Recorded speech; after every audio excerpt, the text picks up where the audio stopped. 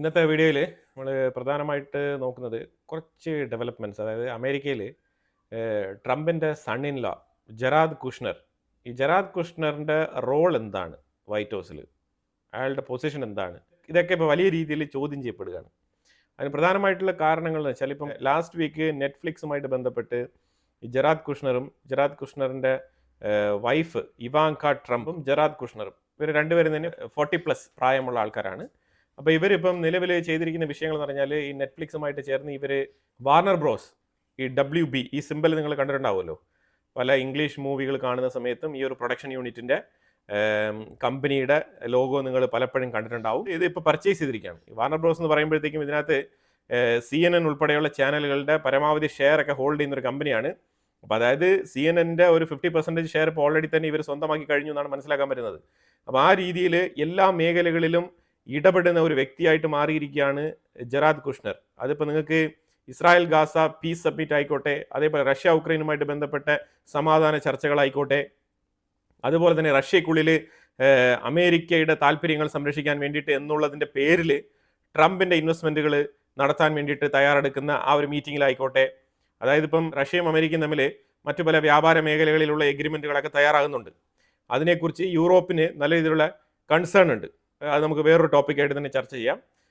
അത് കഴിഞ്ഞ് നമ്മൾ നോക്കിക്കഴിഞ്ഞാൽ മിഡിൽ ഈസ്റ്റിൽ പ്രത്യേകിച്ചും സൗദി അറേബ്യയുമായിട്ട് ആയിക്കോട്ടെ, ഖത്തറിലായിക്കോട്ടെ, അതുപോലെ തന്നെ UAE ഉൾപ്പെടെയുള്ള പല രാജ്യങ്ങളിലും, അതുപോലെ ഈ ഗാസയുമായിട്ടൊക്കെ പ്ലാൻ ചെയ്തിരുന്നതിൽ ഗാസയിൽ ട്രംപിൻ്റെ റിയൽ എസ്റ്റേറ്റ് പദ്ധതി ആയിക്കോട്ടെ, ഇതിനെല്ലാം തന്നെ ചുക്കാൻ പിടിക്കുന്നത് ജെറാദ് കുഷ്ണറാണ്.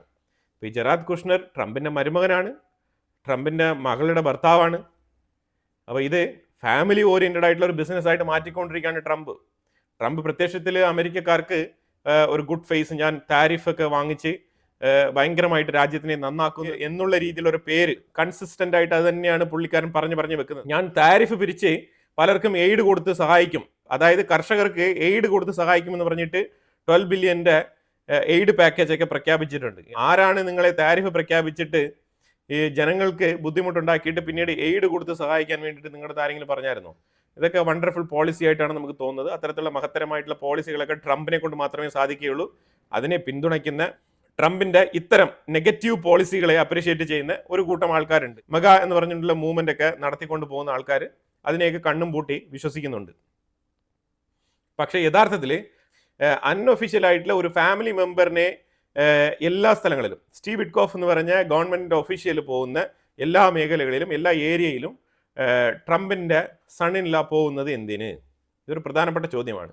ഇത് ശരിക്കും പറഞ്ഞാൽ നമ്മുടെ നാട്ടിൽ ഇങ്ങനെയൊക്കെ മരുമക്കളെയും മക്കളെയൊക്കെ കൊണ്ടുപോയി നമുക്കിങ്ങനെ മറ്റുള്ള രാജ്യങ്ങളുമായിട്ട് ബന്ധപ്പെട്ട ഡിപ്ലോമാറ്റിക് റിലേഷൻസിലൊക്കെ ഇടപെടുത്താൻ സാധിക്കുമോ എന്ന് ചോദിച്ചു കഴിഞ്ഞാൽ നമുക്ക് പറ്റത്തില്ല. പക്ഷേ അമേരിക്കയ്ക്ക് അത് പറ്റും എന്ന് ട്രംപ് തെളിയിച്ചിരിക്കുകയാണ് ഇപ്പം. അപ്പോൾ ഇതിനകത്ത് പറഞ്ഞിരിക്കുന്ന വാക്യം ഞാൻ വായിക്കാം. ഇപ്പം ഈ ട്രംപിൻ്റെ മരുമകനെ കുറിച്ച് അമേരിക്കയുടെ ഉള്ളിൽ നിന്ന് വരുന്ന പരാമർശങ്ങളാണിത്. അപ്പോൾ അതിനകത്ത് പറഞ്ഞു വെച്ചിരിക്കുന്നത്, US President's son-in-law, who has played a key role in Gaza and Ukraine peace talk, is part of investors group trying to win bidding war for Warner Bros, which owns CNN. His only official job title at the White House is son-in-law, but Jared Kushner has staged a remarkable and sometimes controversial comeback to US President Donald Trump's inner circle. ഇതാണ് Gerard കുഷ്ണറിനെ കുറിച്ച് അമേരിക്കയുടെ ഉള്ളിൽ നിന്ന് വരുന്ന വാർത്തകൾ. Just ഇത് ഫ്യൂച്ചറിൽ ഒരു പക്ഷേ ഈ ഒരു വാർത്ത വളരെയധികം ചർച്ച ചെയ്യപ്പെട്ടേക്കാം. അതുകൊണ്ട് ഞാൻ അപ്പ് ഫ്രണ്ടായിട്ട് തന്നെ ഈ ഒരു വാർത്ത നമ്മുടെ പ്രേക്ഷകരെ അറിയിച്ചതാണ്. ഈ ജെറാദ് കുഷ്ണർ എന്ന് പറയുന്ന ഈ 44 വയസ്സുകാരൻ അമേരിക്കൻ വൈറ്റ് ഹൗസുമായിട്ട് ബന്ധപ്പെട്ട് മറ്റുള്ള രാജ്യങ്ങൾക്കിടയിൽ ഡൊണാൾഡ് ട്രംപിനെയും മറ്റുള്ള രാജ്യങ്ങളുടെ പ്രതിനിധികളെയും തമ്മിൽ ബന്ധിപ്പിക്കുന്നതിൽ വളരെ നിർണായകമായിട്ടുള്ള ഒരു ചങ്ങലയായിട്ട് മാറിത്തീർന്നിരിക്കുകയാണ്. പക്ഷേ ഇതിനകത്തൊരു പ്രശ്നം എന്ന് പറഞ്ഞാൽ, ഈ ജെറാദ് കുഷ്ണർ ട്രംപിൻ്റെ റിലേറ്റീവ് ആണെന്നുള്ളതാണ് ഇതിൻ്റെ പ്രധാനപ്പെട്ട പ്രശ്നം. ഈ കാതലായ വിഷയം അതാണ്. ഇത് വേറൊരു ഗവൺമെൻറ് ഒഫീഷ്യലിനെ ഈ ഒരു പൊസിഷനിൽ അപ്പോയിൻറ്റ് ചെയ്തുകൊണ്ട് നടത്തേണ്ട ഒരു പ്രവൃത്തിയാണ്. അതിനെ അൺഒഫീഷ്യലായിട്ട് ഡൊണാൾഡ് ട്രംപ് നടത്തുന്നു എന്നുള്ള ഒരു ആരോപണം ഇപ്പം ഉയർന്നു വരുന്നുണ്ട് അമേരിക്കയുടെ ഉള്ളിൽ നിന്നും. പലരും ഇതിന് ഒരുപാട് വിശേഷണങ്ങൾ കൊടുക്കുന്നുണ്ട്. ഇത് അബ്രഹാം അക്കോർഡ് രൂപീകരിച്ചത് ജെറാദ് കുഷ്ണറാണ് എന്നൊക്കെ പറഞ്ഞുകൊണ്ട്, ജെറാദ് കുഷ്ണർ ഒരു ജൂ കമ്മ്യൂണിറ്റിയിൽപ്പെട്ട ആളാണ്, ഇങ്ങനെയുള്ള പോസിറ്റീവ് നോട്ടൊക്കെ ഒരു സൈഡിൽ ഡിസ്കസ് ചെയ്യപ്പെടുന്നുണ്ട്. പക്ഷേ എന്നാലും ഇയാളുടെ ഇൻവോൾവ്മെൻറ്റ് അത്രമാത്രം അമേരിക്കൻസിന് തൃപ്തികരമല്ല. അതാണ് മനസ്സിലാക്കേണ്ടത്. ലെജിറ്റിമസി, അതാണ് ഇവിടുത്തെ പ്രശ്നം. അതുപോലെ ഇന്നലെ സൗത്ത് ലെബനാൻ ഭാഗത്ത് ഇസ്രായേൽ തകൃതിയായിട്ടുള്ള ആക്രമണങ്ങൾ എന്ന് പറഞ്ഞാൽ F-35 എടുത്തുകൊണ്ട് പോയി തുരുതുര ആക്രമണങ്ങൾ. ഇതിനകത്ത് ഇസ്രായേൽ പറഞ്ഞു വെക്കുന്ന കാര്യങ്ങൾ എന്ന് പറഞ്ഞാൽ ലെബനാന്റെ ഉള്ളിൽ സൗത്ത് ലെബനാന്റെ ഭാഗത്ത് ഹെസ്ബുള്ളായിട്ട് ട്രെയിനിങ് സെന്റർ ഉണ്ടായിരുന്നു. ആ ട്രെയിനിങ് സെന്ററിന്റെ മേളിലാണ് ഞങ്ങൾ ബോംബിട്ടത് എന്നാണ് ഇസ്രായേൽ പറഞ്ഞിരിക്കുന്നത്. ഇപ്പൊ ഇതിനകത്ത് ലെബനനിലെ ജോസഫ് ആവോന്റെ ഗവൺമെന്റിന് ഒന്നും തന്നെ പറയാനില്ല ഇതിനെക്കുറിച്ച്. ഈജിപ്തിൽ കഴിഞ്ഞ ആഴ്ച ചർച്ച നടത്തിയെങ്കിലും ആ ചർച്ചയെക്കുറിച്ചുള്ള കമന്റ് നമ്മൾ അന്ന് തന്നെ പറഞ്ഞിട്ടുണ്ടായിരുന്നു. അതായത് ഇസ്രായേൽ കണ്ടിന്യൂസ് ആയിട്ട് ഈ ഒരു ആക്രമണങ്ങൾ തുടരും. ഇനിയിപ്പം ലെബനാന് വേണമെങ്കിൽ അമേരിക്കയുടെ പക്കൽ നിന്ന് ആയുധങ്ങൾ വാങ്ങാം, അതുമായിട്ട് ബന്ധപ്പെട്ട് അവരുടെ മിലിറ്ററി സ്ട്രെങ്തൻ ചെയ്യാം. പക്ഷേ ഹെസ്ബുള്ളയുടെ deep rooted penetration in Lebanon അത് മറ്റുള്ളവർ വിചാരിക്കുന്നതിലും വളരെ വളരെ ഹൈ ആണ്. ഇതിന് ഞാൻ ഒരു എക്സാമ്പിൾ കഴിഞ്ഞ തവണ തന്നെ പറഞ്ഞു വെച്ചിട്ടുണ്ടായിരുന്നു. കർദൽ ഹസൻ എന്ന് പറഞ്ഞുള്ള ഒരു ബാങ്കിങ് സിസ്റ്റം. ആ ബാങ്കിങ് സിസ്റ്റം എന്ന് പറഞ്ഞാൽ നമ്മളുടെ കേരളത്തിൽ എങ്ങനെയാണോ സഹകരണ ബാങ്ക് പ്രവർത്തിക്കുന്നത് അതേപോലെ ഫെഡറൽ കോപ്പറേറ്റീവ് ബാങ്ക് മാതൃകയിൽ പ്രവർത്തിക്കുന്ന ഒരു ബാങ്കാണ് ലെബനന്റെ ഉള്ളിൽ പ്രവർത്തിച്ചുകൊണ്ടിരുന്നത്. അത് ഹെസ്ബുള്ളയുടെ ബാങ്കിങ് സിസ്റ്റമാണ്. അവരുടെ കള്ളപ്പണം മരവിപ്പിക്കുന്നതിന്റെ ഭാഗമായിട്ട് അവർ നടത്തിക്കൊണ്ടിരിക്കുന്ന ബാങ്കിങ് സിസ്റ്റമാണ്. ഇതിലൂടെ അവർ ആൾക്കാർക്ക് ലോൺ കൊടുക്കുന്നുണ്ട്, പിന്നെ അതുപോലെ തന്നെ പലരെയും സഹായിക്കുന്നുണ്ട്, പല ചാരിറ്റി പ്രവർത്തനങ്ങൾ ചെയ്യുന്നുണ്ട്, അവരുടെ സമൂഹത്തിൽപ്പെട്ട ആൾക്കാർക്ക് അവരെ സഹായിക്കുന്നുണ്ട്. അപ്പോൾ അതുകൊണ്ട് ലെബനാന്റെ ഉള്ളിൽ ഗവൺമെന്റിനേക്കാളും ഏറ്റവും കൂടുതൽ പിന്തുണ ഉള്ളത് ഹെസ്ബുള്ളയ്ക്കാണ്. അത് വളരെ വളരെ വ്യക്തമായിട്ട് പല സാഹചര്യങ്ങളിലും മനസ്സിലായിട്ടുള്ളതാണ്. അപ്പോൾ അതുകൊണ്ട് ലെബനാന്റെ ഉള്ളിൽ ഇസ്രായേൽ കണ്ടിന്യൂസ് ആയിട്ട് ഇനിയും തുടർന്ന് ആക്രമണങ്ങൾ നടത്തിക്കൊണ്ടേയിരിക്കേണ്ട സാഹചര്യമാണ് ഉള്ളത്.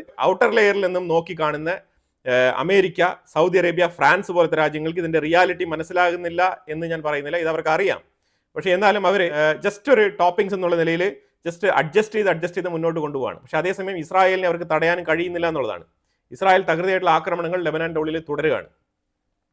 Abdul Fattah al Sisi Egyptian president America സന്ദർശിക്കും. ആ ഒരു ടൈമിൽ ഈ ഇയർ എൻഡ് അതുപോലെ ന്യൂ ഇയറിന്റെ ആ ഒരു ടൈമുമായിട്ട് ബന്ധപ്പെട്ട് സിസിയുമായിട്ട് നെതന്യാഹുവിന് ഒരു മീറ്റിംഗ് അറേഞ്ച് ചെയ്യണം എന്ന് പറഞ്ഞിട്ട് അമേരിക്ക ആഗ്രഹിക്കുന്നുണ്ട്. പക്ഷേ അതിന് ഇതുവരെ Abdul Fattah al Sisi confirm പറഞ്ഞിട്ടില്ല. പുള്ളിക്കാരൻ ഇന്നും പറഞ്ഞത് ഇസ്രായേലുമായിട്ടുള്ള ചർച്ച ഇതുവരെ തീരുമാനമായിട്ടില്ല. ഗാസയുമായിട്ട് ബന്ധപ്പെട്ട വിഷയത്തിൽ നെക്സ്റ്റ് ലെവലിലേക്കുള്ള തീരുമാനങ്ങളിൽ ഏതെങ്കിലും തരത്തിലുള്ള ഒരു സമ്മതം ഇസ്രായേലിന്റെ പക്കൽ നിന്ന് കിട്ടുന്നത് വരെ ഇസ്രായേലുമായിട്ട് ഈജിപ്റ്റ് എന്നുള്ള ആ ഒരു പെർസ്പെക്റ്റീവിൽ ഗാസ വിഷയവുമായിട്ട് ബന്ധപ്പെട്ടല്ലാതെ ഈജിപ്റ്റ് എന്നുള്ള ആ ഒരു കോൺസെപ്റ്റിൽ സംസാരിക്കാൻ തയ്യാറല്ല എന്നാണ് പറഞ്ഞിരിക്കുന്നത്. അബ്ദുൽ ഫത്താഹ് അൽ സിസി ഇന്നും കൂടി അത് തന്നെയാണ് പറഞ്ഞു വെച്ചിരിക്കുന്നത്. പക്ഷേ അബ്ദുൽ ഫത്താഹ് അൽ സിസിക്ക് അമേരിക്ക പറഞ്ഞു കഴിഞ്ഞാൽ മറിച്ച് ഒന്നും തന്നെ ചെയ്യാൻ കഴിയില്ല എന്നുള്ളതാണ്. അപ്പോൾ തീർച്ചയായിട്ടും നെതന്യാഹു വിചാരിച്ചു കഴിഞ്ഞാൽ അബ്ദുൽ ഫത്താഹ് അൽ സിസിയുമായിട്ട് സംസാരിക്കും, ആ മീറ്റിംഗ് നടക്കുകയും ചെയ്യും. പക്ഷേ നെതന്യാഹു വിചാരിക്കണം, അതാണ് ഇപ്പോൾ ഇതിനകത്ത് മനസ്സിലാക്കാൻ പറ്റുന്നത്. പിന്നെ നെതന്യാഹുവിന്റെ ഇന്ത്യ വിസിറ്റ് എന്ന് പറയുന്നത് ഡിസംബർ 29 ബെഞ്ചമിൻ നെതന്യാഹു US സന്ദർശിക്കാനിരിക്കുകയാണ്. അപ്പോൾ ആ സാഹചര്യത്തിൽ ഇന്ത്യക്കുള്ള വരവ് കുറച്ച് അങ്ങോട്ടോ ഇങ്ങോട്ടോ മാറിപ്പോകാനുള്ള സാധ്യതയുണ്ട്. അതിനെക്കുറിച്ച് രണ്ട് നേതാക്കളും, അതായത് പ്രൈം മിനിസ്റ്റർ മോദിയും നെതന്യാഹുവും തമ്മിൽ ഫോൺ കോൾ കോൺവെർസേഷൻ നടത്തിയിട്ടുണ്ട്. പുതിയ ഡേറ്റ് പ്രഖ്യാപിക്കുമെന്നാണ് പറഞ്ഞിരിക്കുന്നത്. ഉക്രൈനെതിരെ റഷ്യ കടുത്ത ആക്രമണങ്ങൾ തുടങ്ങിയിട്ടുണ്ട്. അപ്പോൾ അതുകൊണ്ട് ഉക്രൈനുമായിട്ട് ബന്ധപ്പെട്ട് തുർക്കി ട്രേഡ് നടത്തിക്കൊണ്ടിരിക്കുന്ന 3 തുർക്കി വെസൽസ് റഷ്യൻ ആക്രമണത്തിൽ കത്തി നശിച്ചിട്ടുണ്ട്. ഇതിനകത്ത് ഒരു കാര്യം മനസ്സിലാക്കേണ്ടത്, ഉക്രൈൻ അറ്റാക്ക് നടത്തിയതും തുർക്കി ടാങ്കറുകളെയാണ്, അതുപോലെ റഷ്യ അറ്റാക്ക് നടത്തിയതും തുർക്കി ടാങ്കറുകളെയാണ്. തുർക്കിക്ക് ഉക്രൈനുമായിട്ടും കച്ചവടമുണ്ട്, റഷ്യയുമായിട്ടും വ്യാപാരമുണ്ട്. അപ്പോൾ അതുകൊണ്ട് തന്നെ രണ്ട് രാജ്യങ്ങളും ടാർഗറ്റ് ചെയ്യുന്നത് അൺഫോർച്ചുനേറ്റ്ലി തുർക്കിയുടെ വെസലുകളാണെന്നുള്ളതാണ് നമ്മൾ ഇതിനകത്ത് മനസ്സിലാക്കേണ്ടത്. ഇപ്പോൾ തുർക്കിക്കാണ് ഇപ്പം ഏതാണ്ട് 6 വെസലുകൾ ഇപ്പം നഷ്ടപ്പെട്ടിരിക്കുകയാണ് ഈ റഷ്യ ഉക്രൈൻ യുദ്ധവുമായിട്ട് ബന്ധപ്പെട്ട് ബ്ലാക്ക് സീയിൽ. ഗാസയിൽ പ്രത്യേകിച്ച് ഇസ്രായേൽ, ഗാസ, മിഡിൽ ഈസ്റ്റ് ആ മേഖലയിൽ സൗദി അറേബ്യ, ജദ്ദ ആ ഭാഗത്തൊക്കെ നല്ല മഴയായിരുന്നു. അപ്പോൾ ആ മഴയെ തുടർന്ന് നമ്മൾ ജദ്ദയിലുള്ള വെള്ളപ്പൊക്കമൊക്കെ നമ്മൾ കാണിച്ചിട്ടുണ്ടായിരുന്നു. പക്ഷേ അതേ സമയത്തിൽ ഗാസയ്ക്കുള്ളിലും നല്ല രീതിയിലുള്ള വെള്ളപ്പൊക്കമാണ്. ഗാസയിൽ പല ഷെൽട്ടറുകൾ, ഈ കുടിലുകളാണല്ലോ, ടെൻറ്റുകളാണല്ലോ ഇപ്പം ആൾക്കാർ അവിടെ താമസിക്കുന്നത്. ഈ ടെൻറ്റുകളെല്ലാം തന്നെ ഇപ്പോൾ വെള്ളത്തിൽ മുങ്ങിക്കിടക്കുന്ന സാഹചര്യമാണ്. നല്ല രീതിയിലുള്ള ഹൈജീൻ ഇഷ്യൂ അവിടെ ഉണ്ട്. പലതരത്തിലുള്ള പകർച്ചവ്യാധികൾക്കുള്ള സാധ്യത വളരെ കൂടുതലാണ്. അതുപോലെ തന്നെ അവർക്ക് കൃത്യമായിട്ട് കിട്ടേണ്ട ഭക്ഷണ സാധനങ്ങളൊന്നും കിട്ടുന്നില്ല എന്നൊക്കെയുള്ള പരാതികൾ വീണ്ടും തുടങ്ങിയിട്ടുണ്ട്.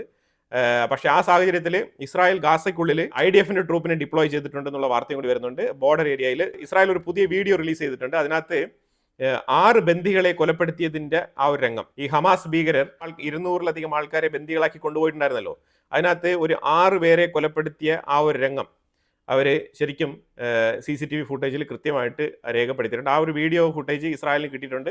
അവർ ആ വീഡിയോ ആണ് റിലീസ് ചെയ്തിരിക്കുന്നത്. അപ്പോൾ ഈ ഒരു വിഷയം ഇപ്പം ഏറ്റവും കൂടുതൽ ചർച്ചയാകുന്നുണ്ട്.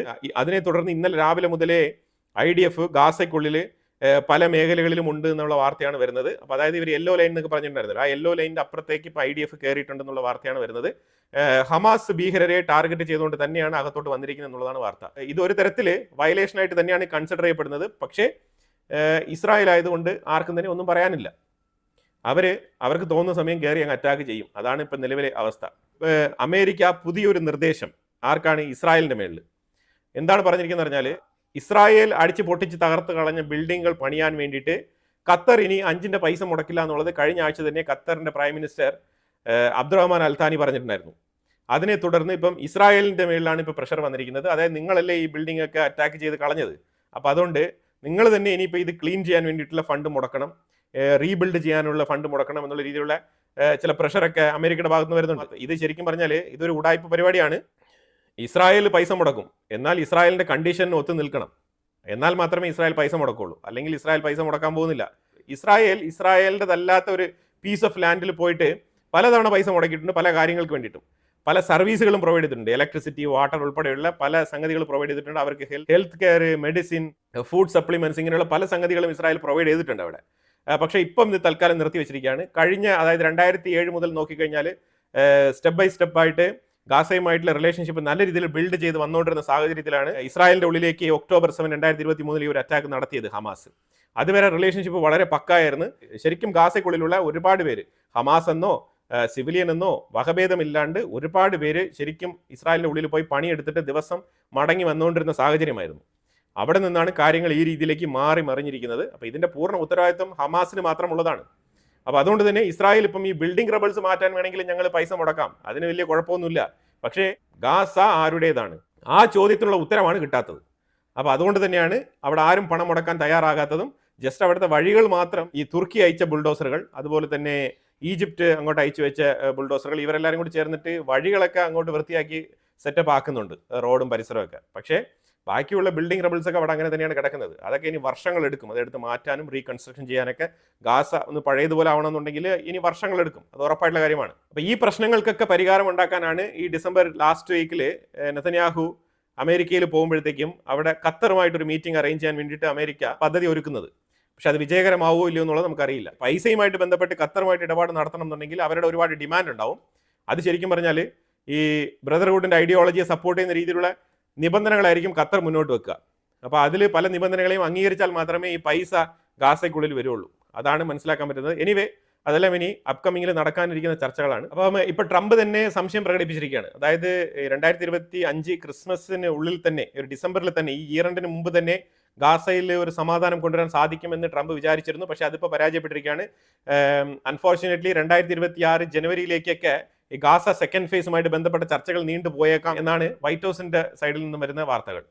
നിലവിലെ മിഡിൽ ഈസ്റ്റുമായിട്ട് ബന്ധപ്പെട്ട് ഇസ്രായേൽ, ഗാസ, അമേരിക്ക, ഖത്തർ, ഇതുമായിട്ട് ബന്ധപ്പെട്ട ഒരു അപ്ഡേറ്റ് ആണ് ഞാൻ ക്വിക്കായിട്ട് ഇതിനകത്ത് പങ്കുവച്ചത്. അപ്പോൾ ഇതിനെക്കുറിച്ചുള്ള അഭിപ്രായങ്ങൾ കമന്റ് ബോക്സിൽ രേഖപ്പെടുത്തുക. കൂടുതൽ വാർത്തകളുമായിട്ട് അടുത്ത വീഡിയോയിൽ വരാം. Thank you so much.